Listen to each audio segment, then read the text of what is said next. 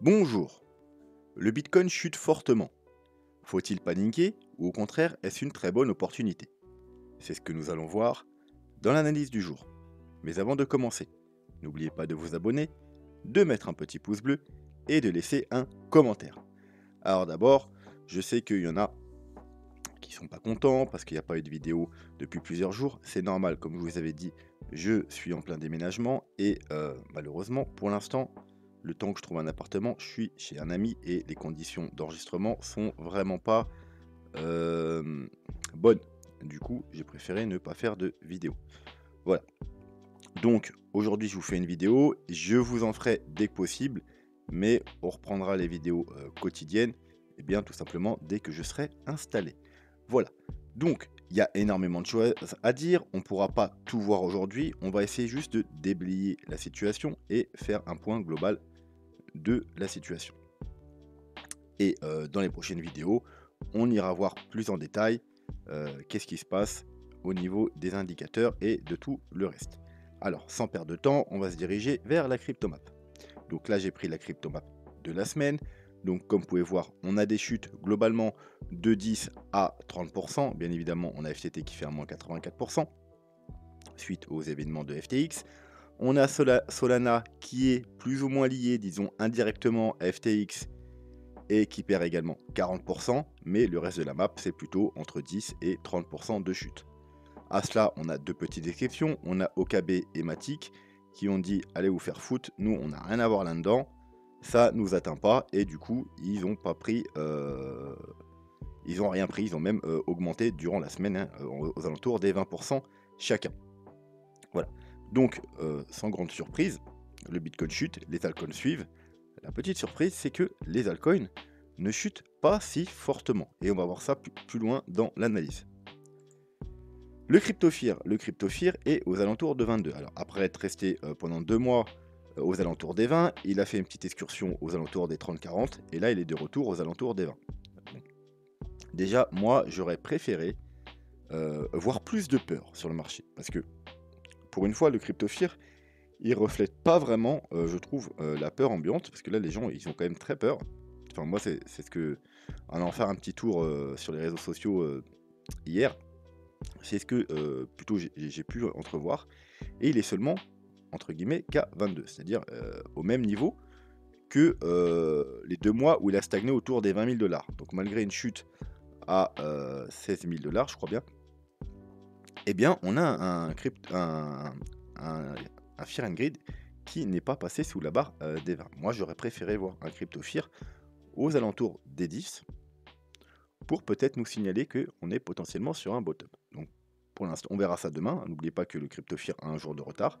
Donc, on verra le Crypto Fear dans quel état il est demain. Mais voilà, j'aurais bien aimé le voir un peu plus bas. Le dollar. Alors, le dollar, il fait ce qu'on attendait de lui, c'est-à-dire il a commencé à chuter, il s'est fait rejeter à plusieurs reprises, 1, 2, 3 fois de la zone de rechargement de short, et il est venu chercher la trendline. Léger rebond sur la trendline, et là, on est en train de potentiellement casser la trendline. Donc, c'est parfait, vous allez me dire, si le dollar chute, alors pourquoi le Bitcoin il monte pas? Eh bien, tout simplement, comme je vous le répète sans arrêt, ces deux valeurs ne sont pas corrélées à court terme, c'est sur du moyen long terme. Donc, ça arrive de temps en temps que les deux peuvent chuter en même temps, ou au contraire monter en même temps, et quand cela arrive, eh bien c'est qu'il y a un menteur, comme l'an passé quand le Bitcoin il a monté pendant quelques temps, et que le dollar également, je vous avais dit attention, il y a un piège et un traquenard. Effectivement, le Bitcoin c'était un piège, et il a rechuté fortement après, tandis que le dollar a continué à monter. Donc là c'est pareil, le dollar chute, le Bitcoin chute, il y a un menteur.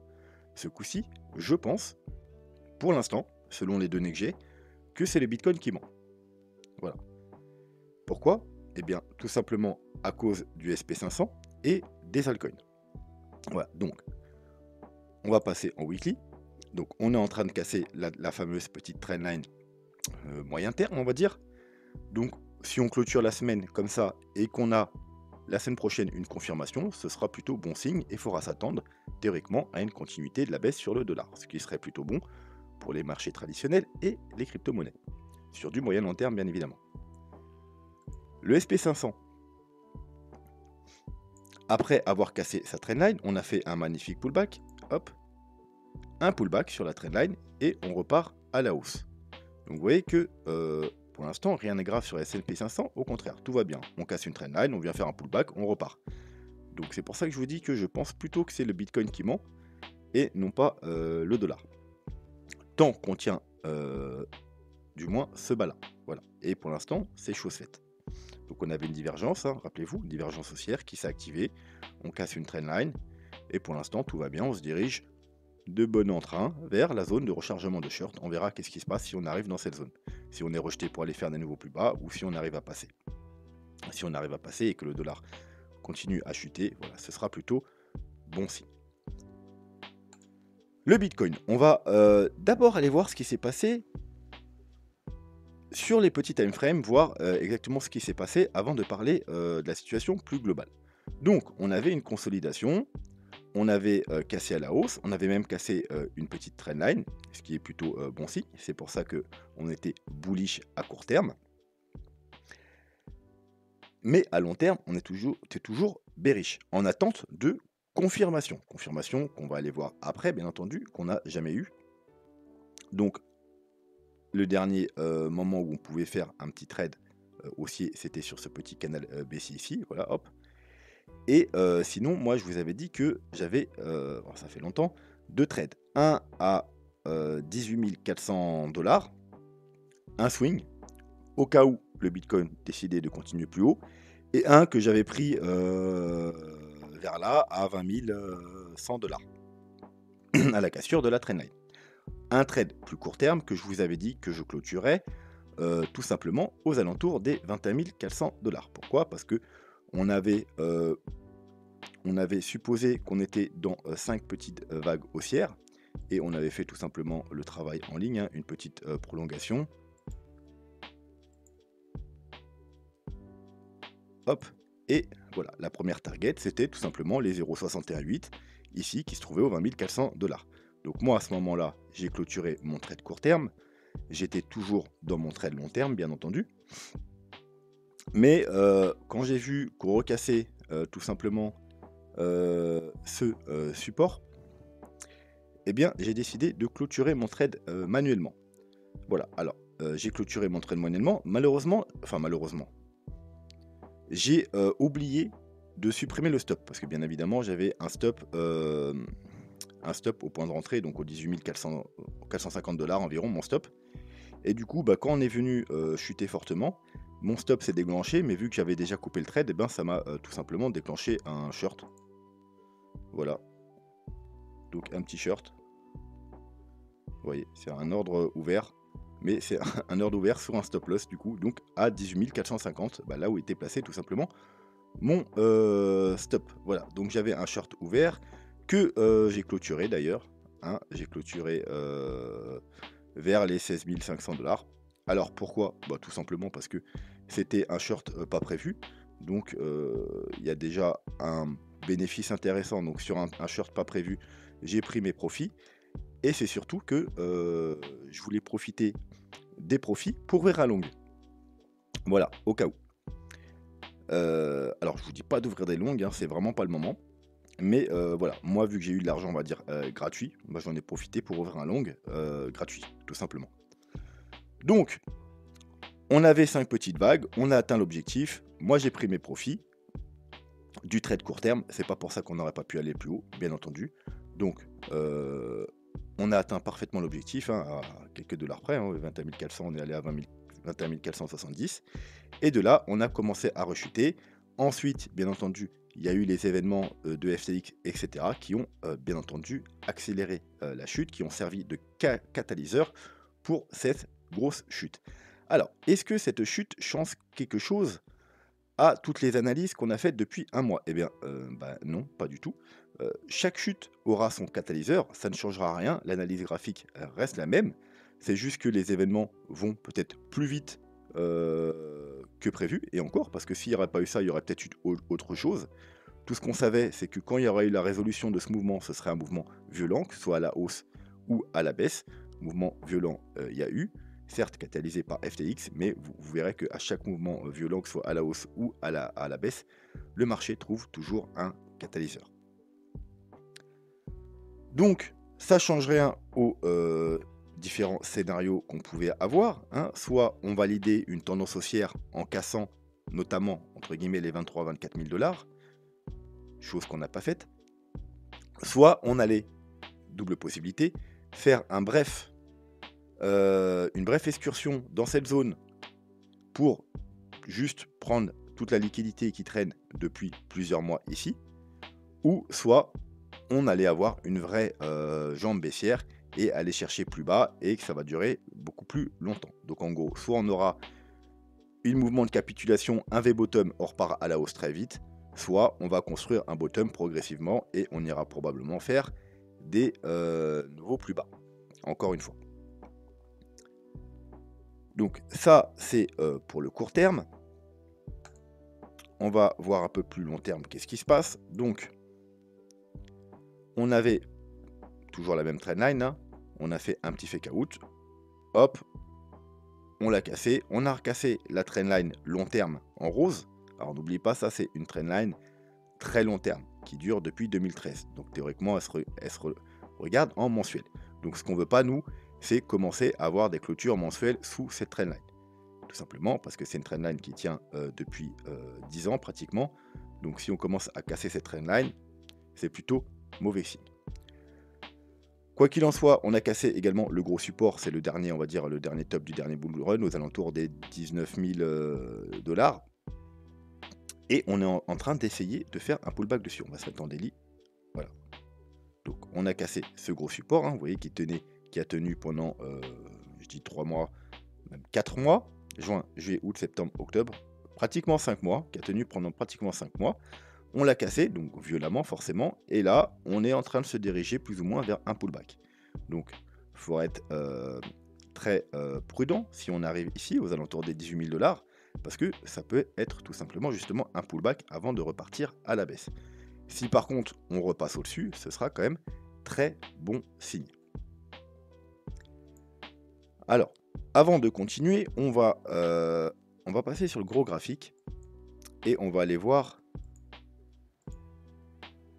Alors déjà, on va aller voir les confirmations qu'on attendait pour une hausse. Donc déjà, vous le savez, on a une zone. On va passer en weekly, ce sera plus simple. Voilà. Les zones des précédents bear market par rapport au Fibo. C'est les 0,236, 0,382 Fibonacci logarithmique. Voilà. Donc ce coup-ci, on l'avait cassé. Donc on savait que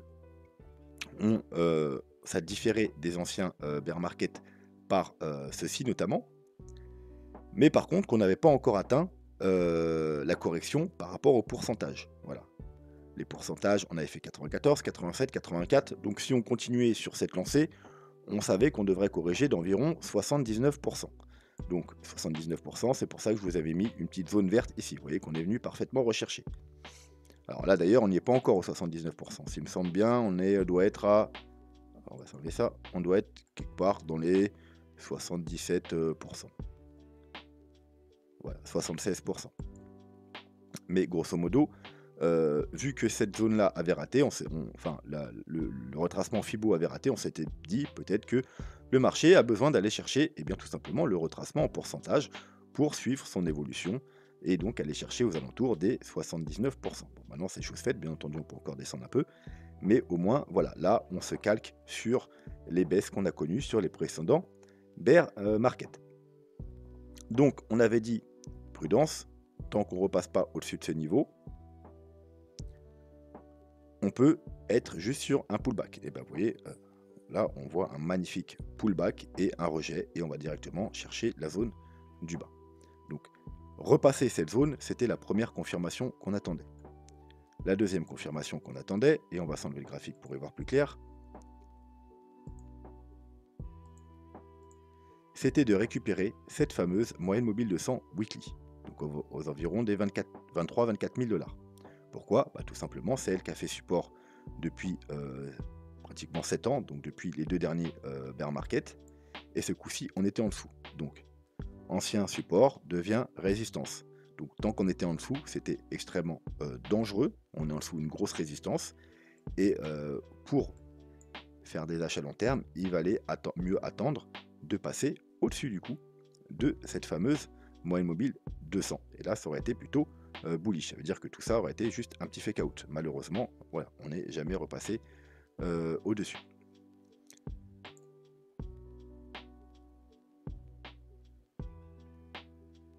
Ensuite,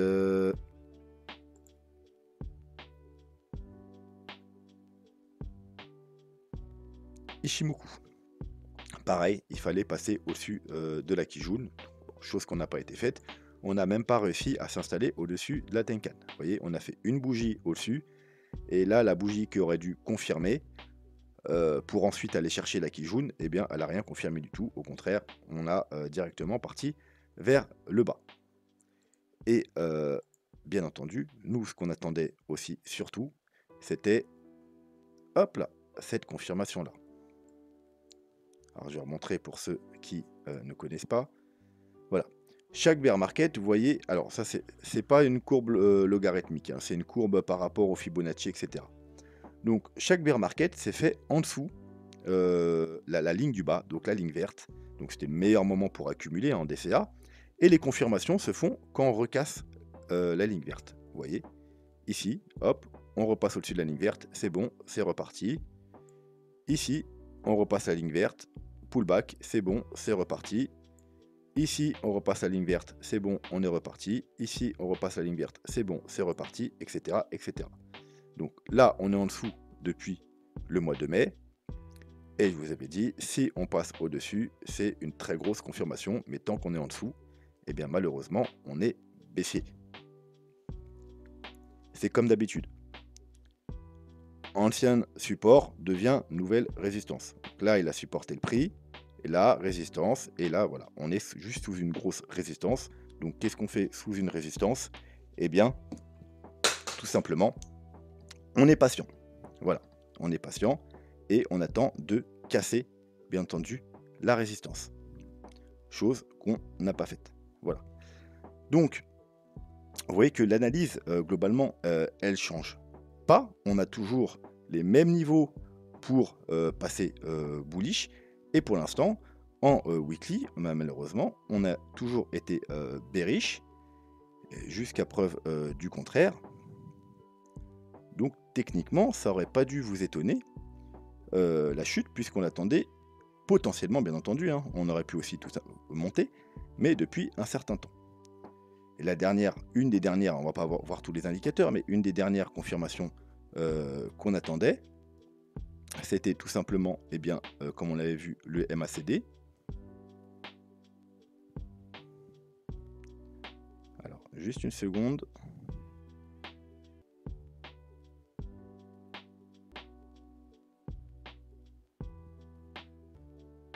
Bon, ça veut pas, tant pis.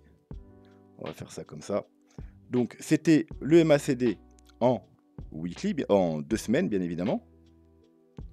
On attendait une confirmation du MACD et c'est pareil, on n'a encore jamais eu la confirmation.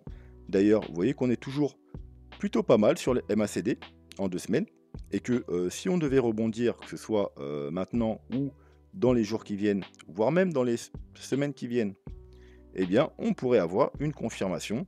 Mais voilà, pour l'instant, on n'a toujours aucune confirmation.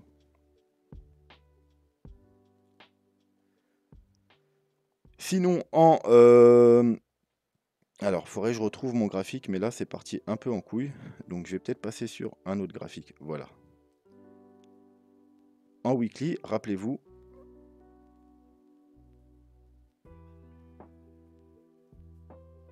Alors, je galère un peu, c'est parce que tout simplement, là, je viens de perdre ma souris. Et qui est parti un peu loin. En weekly, rappelez-vous, on avait des confirmations depuis assez longtemps. Mais malheureusement, on avait vu que pendant 3 mois, on a stagné sur le prix et on est fortement monté sur le stock RSI. Et on avait vu que eh bien, on avait cramé un peu toute notre endurance, toute notre cartouche dans cette stabilisation. On va enlever le... Voilà. Dans cette stagnation, on avait cramé tout le potentiel de hausse. Donc quand on arrive en haut, qu'est-ce qu'il reste à faire? Bah malheureusement, aller en bas. Alors bien effectivement, on aurait pu quand même continuer à monter et rester en haut un certain temps. Vous voyez comme ici ça arrive de temps en temps, on arrive en haut et on reste en haut un certain temps, on peut continuer à monter. Mais globalement, avant un gros mouvement haussier, on préfère quand même partir du bas pour avoir vraiment, voilà, comme ici. Vous voyez, là, on est sur un bottom, on est en zone de survente, on enclenche un mouvement haussier et on a vraiment toute la force du mouvement devant nous pour pouvoir enclencher un joli mouvement haussier. Alors que là, aux 21 000 $, eh bien, vous voyez, on était déjà en zone de surachat. C'est ce que je vous avais dit, on a cramé toutes nos cartouches. Donc, bien entendu, on aurait pu continuer à monter et consolider un peu comme ça, mais ce n'était pas la meilleure position quand même pour commencer eh bien, un nouveau mouvement haussier. Voilà, donc il avait peut-être besoin de se décharger un peu. Donc si la correction continue, si c'est pas un flash crash, si la correction continue plusieurs jours ou plusieurs semaines, on va pouvoir dégonfler ce stock RSI et repartir vers le bas avant le prochain mouvement haussier qui, je l'espère, commencera du coup dans la zone basse pour avoir eh bien, la pleine puissance pour remonter par la suite. Alors, celui-là, on va l'abandonner. Il est mort ce graphique, il faudra que je le rechange après. On va retrouver ici.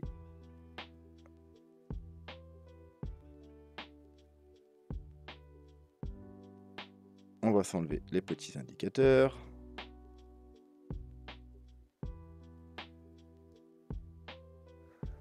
Donc, merde, bon, c'est bon. Donc, on est venu chercher la première zone possible. C'est tout simplement par rapport au pourcentage. Et ensuite, vous savez qu'on a une autre zone possible qui se situe entre les 10 et les 14 000 $. Donc, j'ai dû toucher un peu, c'est pas grave. Une très grosse zone, on va le mettre en mensuel comme ça on va plus voir. Une très grosse zone de support. Comme je vous ai dit, moi je pense pas qu'on ira sous cette zone.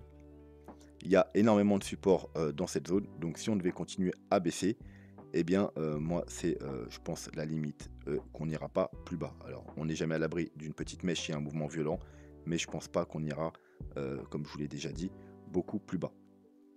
En termes de vague d'Elliott, et ensuite on va s'arrêter là, parce que sans souris c'est difficile.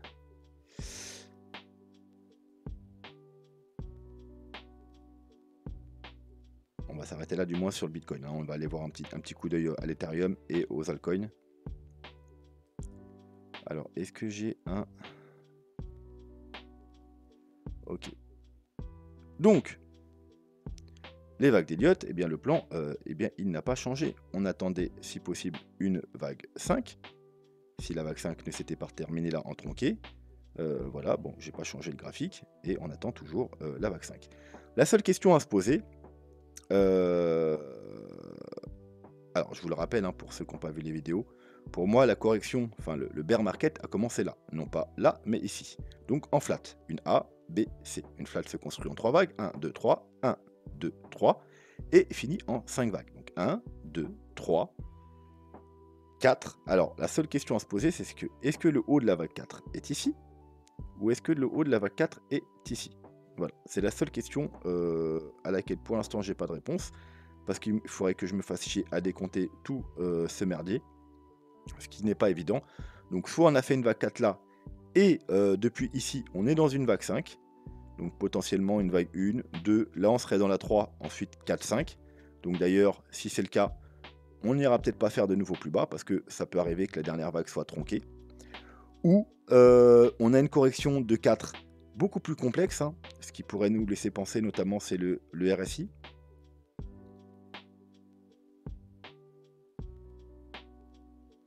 Vous voyez que le RSI là, c'est un peu le même mouvement, c'est un mouvement qui monte, hein, donc on pourrait croire que c'est une... Sur le RSI, vous voyez, on a clairement une vague 1, 2, 3, 4, donc qui finit là, et là on est en train de commencer la 5.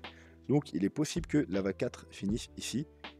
Et que là, on ait potentiellement, pourquoi pas, une flat A, B, parce que là, en plus, je crois qu'on va chercher les 90 et C. Voilà. Légèrement tronqué d'ailleurs. Et qu'on ait commencé la vague 5 seulement ici. Voilà. Donc, on verra ça plus tard. Bah, la seule différence, c'est que si on a fait la vague 4 ici, 1, 2, 3, là, on est dans la vague 3, et il restera 4 et 5. Donc on ira potentiellement pas énormément plus bas. Si par contre la vague 5 commence ici, eh bien il nous faudra sous-décompter également 1, 2, 3, 4, 5 avant de terminer, bien entendu, tout ça et pouvoir ensuite remonter par la suite. Voilà, bien entendu, on a notre fameuse divergence. Pour l'instant, bien entendu, j'espère que ça restera comme ça. C'est-à-dire que là, vous voyez qu'on fait un plus bas. La vague 3, elle est là. La vague 5, même si elle devait se terminer ici,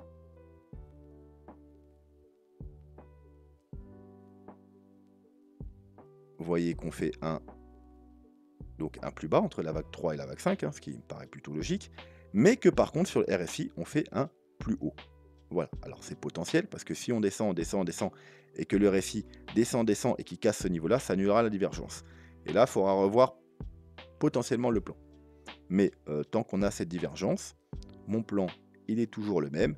5 vagues, et vous savez que sur la vague 5, on doit avoir une divergence haussière. Donc pour l'instant, c'est le cas. On peut lire nos vagues sur le graphique, on peut lire nos vagues sur le RSI avec une très belle divergence haussière en weekly. Donc pour l'instant, tout va bien.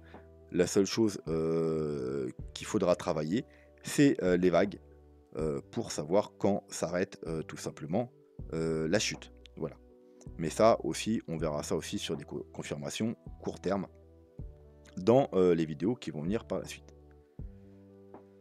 Donc, on va faire rapidement un tour, voilà, sur... alors là, on est sur le Total Market Cap 2, donc comme vous savez, c'est l'ensemble des crypto-monnaies sans le Bitcoin et sans l'Ethereum, donc en gros, c'est les altcoins. On va voir ça en weekly. Donc, qu'est-ce qu'on a? On a également une trendline long terme hein, qu'on est en train de casser. Et on a un gros support qui est d'ailleurs le bottom du mois de juin. Voilà. Quand je vous dis que le Bitcoin est peut-être en train de mentir, tout simplement parce que le Bitcoin a fait des nouveaux plus bas, mais vous pouvez voir que les altcoins, on a fait un double bottom. On n'a pas cassé le bottom du mois de juin.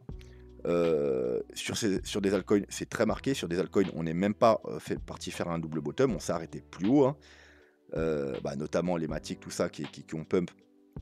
Donc il y a pas mal d'altcoins qui n'ont pas cassé leur plus bas du mois de juin, contrairement au Bitcoin. C'est pour ça que je vous dis que le Bitcoin est peut-être en train de mentir.